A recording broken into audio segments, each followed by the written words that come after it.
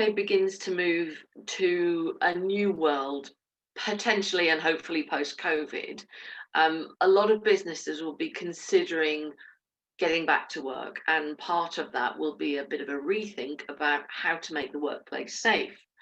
We at Work Horizons thought it would be a good idea to start having a bit of a think about what business leaders should be considering when they're doing that. So they may be thinking about varying people's hours or shift patterns, or indeed bringing in some degree of agile working, which is like a good balance between working from home possibly and working in the office. But anything like that involves a change to people's terms and conditions of employment.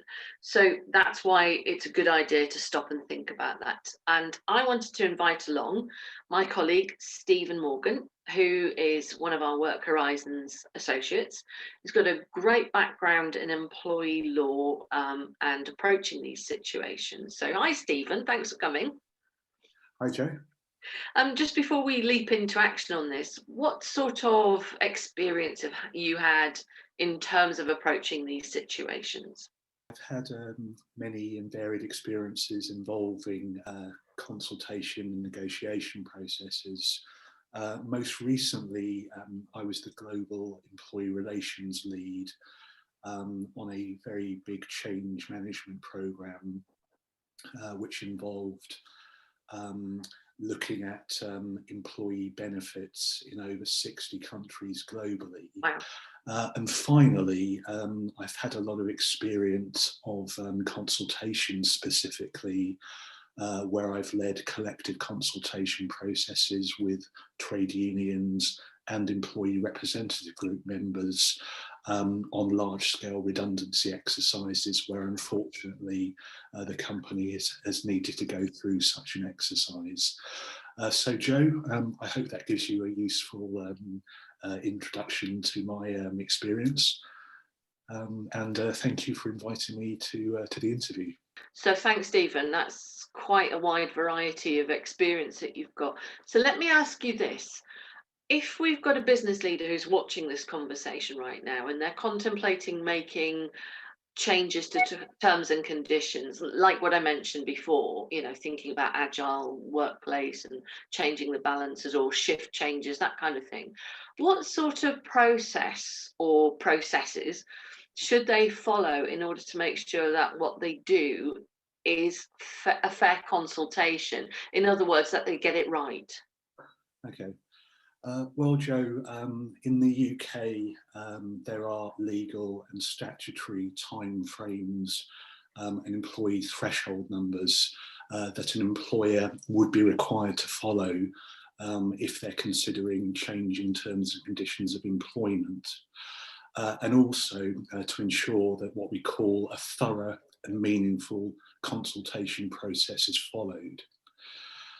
Looking specifically where an employer or company proposes contractual changes which may affect 20 to 99 employees within a 90-day period or less at an establishment, then the company would be required to consult with representatives for at least 30 calendar days. In the situation, Joe, where proposed contractual changes may affect 100 or more employees over a 90-day period, then the employer or company would be required to collectively consult with representatives for at least 45 calendar days. In the situation though, Joe, where you might have changes that only affect less than 20 employees, it is still best practice to undertake a thorough and meaningful consultation process, even with these smaller numbers. Moving on briefly, a collective consultation or negotiation process, Joe, between trade union and or works council and or employee representative group members would be over any employment contract clauses that, besides being in individual employment contracts, are also expressed either within a collective bargaining agreement or within a union recognition agreement.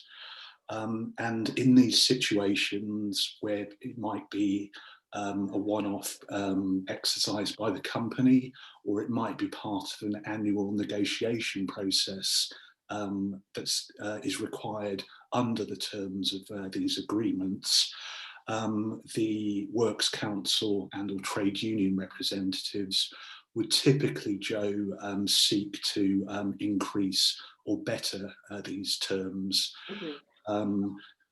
For example, it might be typically an annual pay increase, or alternatively in these situations where the company needs to propose changes to clauses within an employment contract in alignment, reasonable contractual changes in alignment with their specific business needs.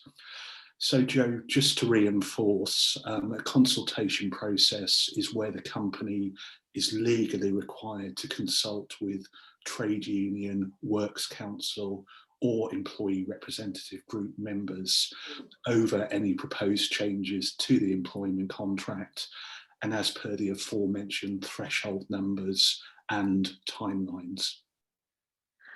Right, that's good to know. And I think, I guess what we're getting at here is trying to disabuse people of the notion that it's just a case of, this is the change I want to make. Here's a letter telling you what it is. Sign here, the change is made.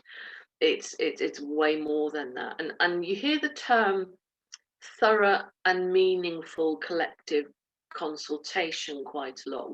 What does that mean exactly? And what happens if you don't follow that?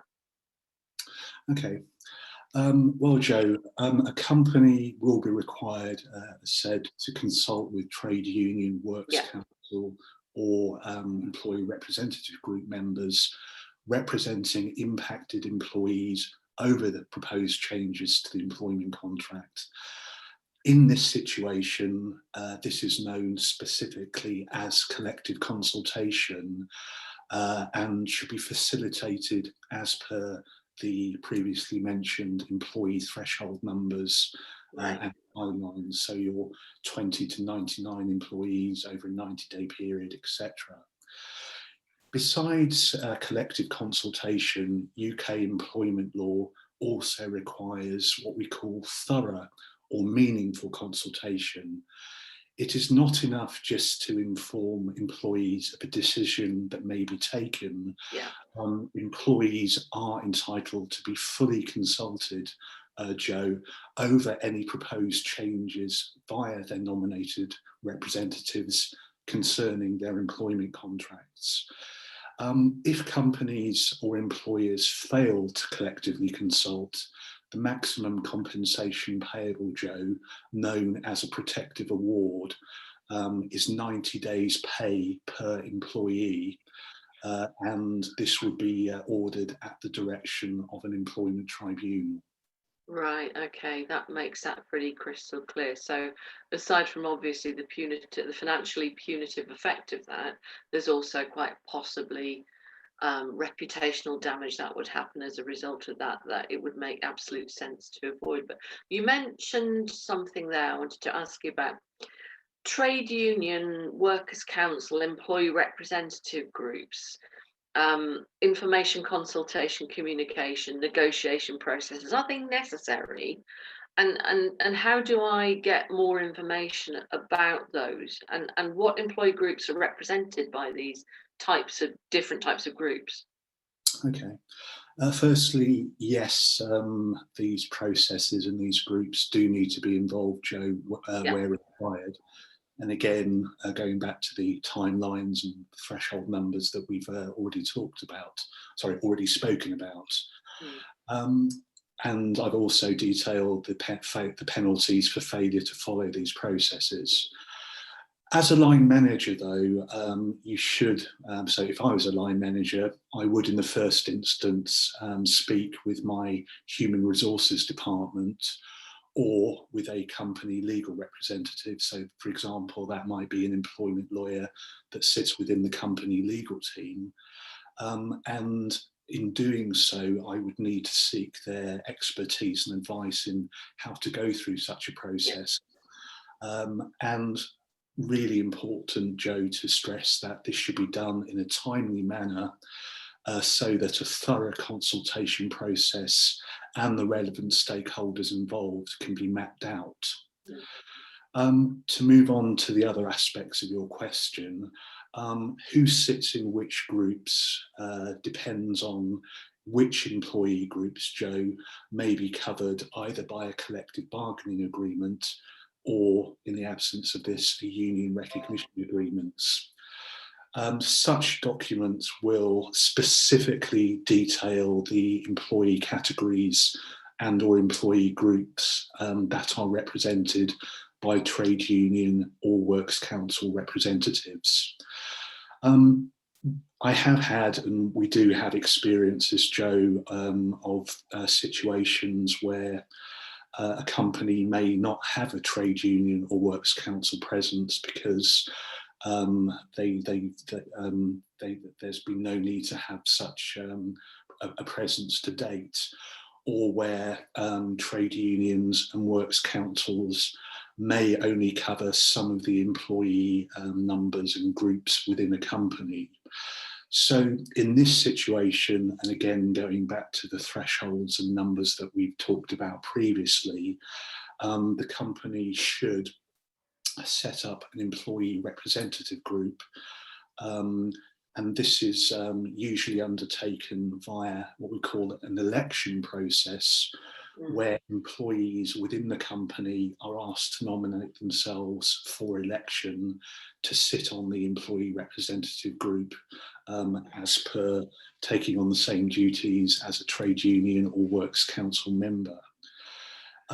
In order to make this happen, this can be organised either internally, Joe, by the HR department, or via a specialist company who has an expertise in this specific discipline or area. And from my experience, employee representatives can be nominated, for example, either by business group or by a geographical location. That makes sense. Right, so now we're getting somewhere.